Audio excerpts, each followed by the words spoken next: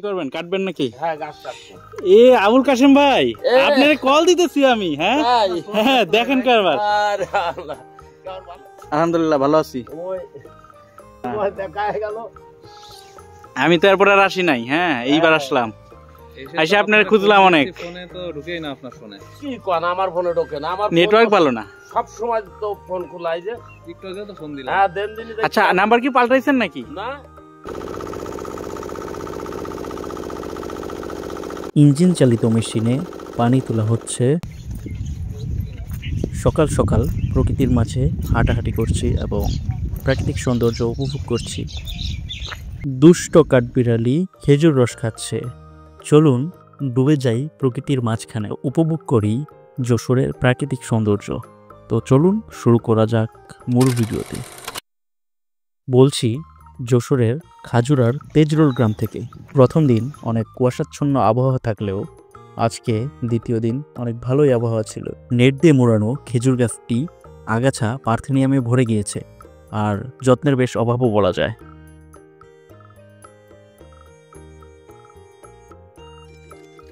অনেকক্ষণ ধরে টিউবওয়েলে পাম্প করে তারপরই মেশিন স্টার্ট করতে পারলেন তিনি। ব্যাপারটা বেশ কষ্টসাধ্য মনে হলো।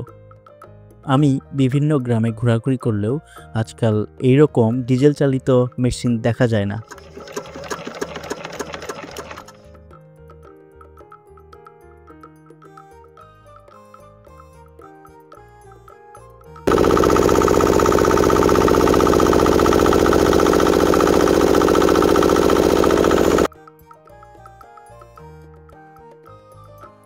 মেশিন চালু হয়ে গেল এবং পানি যাওয়া শুরু করলো।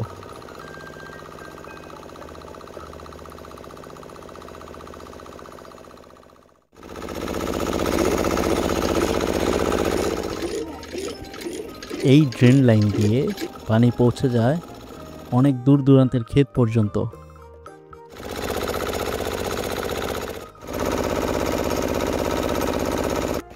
আর এগুলো হচ্ছে সরিষার ক্ষেত। নীল রঙের জাল দিয়ে বাঁধা বেশ কিছু গাছ রয়েছে সারি সারি। এগুলো হচ্ছে খেজুর গাছ, যেগুলো জাপানিজদের নতুন একটি প্রজেক্ট, যা শুধুমাত্র খাজুরার তেজরোল কেন্দ্রিক গড়ে তোলা হয়েছে। এগুলোর জন্য জাপানিরা অনেক টাকা ইনভেস্ট করেছে, কিন্তু এগুলো যত্নের অভাবে মরতে বসেছে। খুবই দুঃখের বিষয় হচ্ছে, আমাদের ঐতিহ্য রক্ষায় আমরা ইনিশিয়েটিভ না নিলেও জাপান ঠিকই বুঝতে পেরেছে এই খেজুর রসের গুরুত্ব। এই জন্য তারা এটিকে টিকিয়ে রাখার জন্য অনেক ইনিশিয়েটিভ নিয়ে যাচ্ছে। একটা সময় যশোরে অনেক সারি সারি খেজুর গাছ দেখা মিলত, বাট এখন দেখা যাওয়া খুব কঠিন ব্যাপার।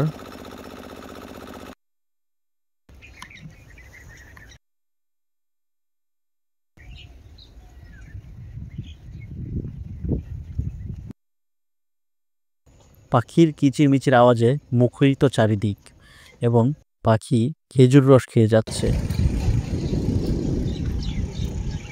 2-3 বছর আগেও এখানে এসেছিলাম যখন সর্বশেষ, তখন অনেক পাখি ছিল, কিন্তু দুঃখজনকভাবে পাখির পরিমাণ অনেকাংশে কমে গিয়েছে। আর আশেপাশে যান্ত্রিকীকরণ হয়েছে, অনেক শব্দের পরিমাণ বাড়ছে, এজন্য পাখি কমে যাচ্ছে। আর আগে দেখতাম প্রায় সব গাছেই মাটির হাঁড়ি দেওয়া থাকতো। মাটির হাঁড়ির রসের টেস্টও অন্যরকম, আর এটা দেখতেও মারাত্মক সুন্দর লাগে। সব মিলিয়ে একটা সুদিং নেচার তৈরি হয়।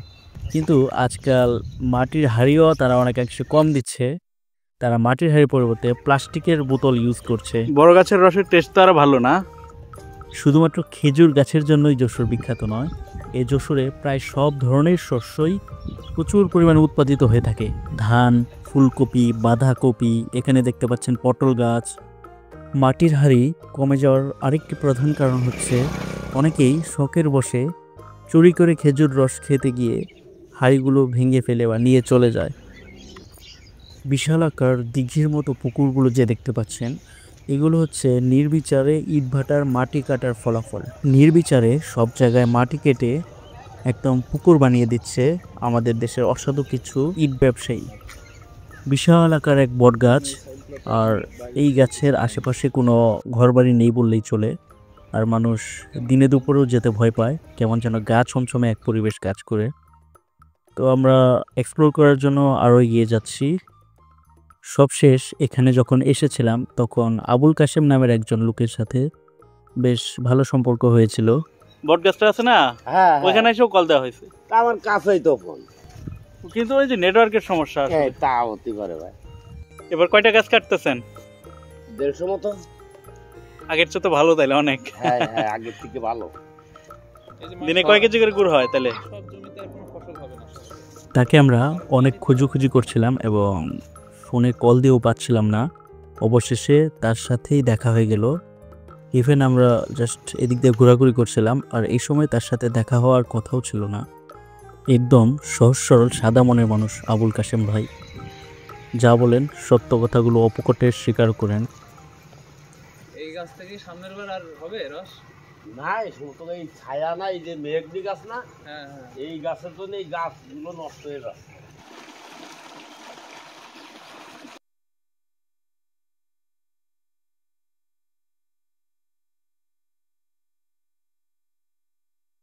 মানে এইগুলো যখন ওই ফার্স্ট বার পরিষ্কার করে ওটার জন্য আলাদা লাগে। হ্যাঁ তাই উনি খেজুর গাছ থেকে রস সংগ্রহ করে গুড় উৎপাদন করে সেটা হাটে কিংবা অনলাইনে সেল করেন, আর গাছের মালিককে চুক্তিতে 1 কেজি করে গুড় দেন প্রতি সিজন। যেখানে অন্যরা ব্যবসা কিংবা টাকার আশায় মিথ্যা কথা বলে বা অন্য ধান্দা করে, কিন্তু সেখানে তিনি অকপটে সত্য কথাগুলো স্বীকার করেন।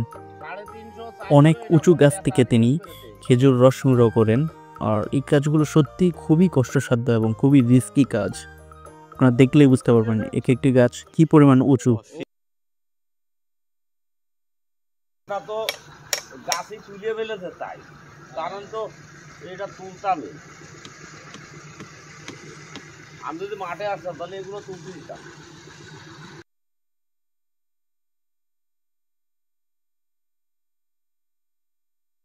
কেন? ওই এগুলো আমি করতে পারি, কিন্তু আমার তো সময় পাই না। এর লোক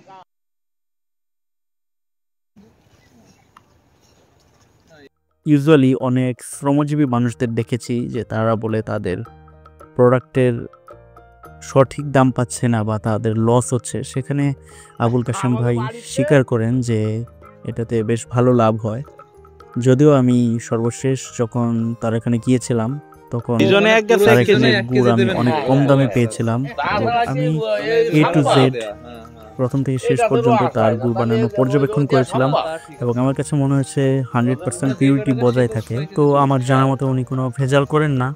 তারপরেও আশেপাশের এখন তো কাটার লোক বেশ কিছু না চাষি রয়েছে যারা ওভার প্রাইস হিসেবে গুড় সেল করে, মানুষের কিছু নিয়ে যদিও সেগুলোর মধ্যেও যথেষ্ট রিজন আছে। তুলা রস খাইছে তুমি। গোলার রস খাইছি, করেন নাই। আচ্ছা, ভেজালযুক্ত খাবার আমরা অনেক ঢাকা অনেক সিটিতে কারণ খাই। আছে, ইন্টারনাল অনেকগুলো ব্যাপার রয়েছে, খাওয়া ভালো। আর এক একজনের না, ঢাকায় ফর্মুলা এক এক রকম। সবার ফর্মুলা এবং স্ট্র্যাটেজিও ভিন্ন ভিন্ন হয়, এজন্য আসলে বলা যায় না। আর সামনের পর্বে আবুল কাশেম ভাইয়ের একটি সাক্ষাৎকার দেখতে পারবেন। আর এখানে দেখতে পাচ্ছেন গাছগুলো থেকে রস বেয়ে বেয়ে পড়ছে।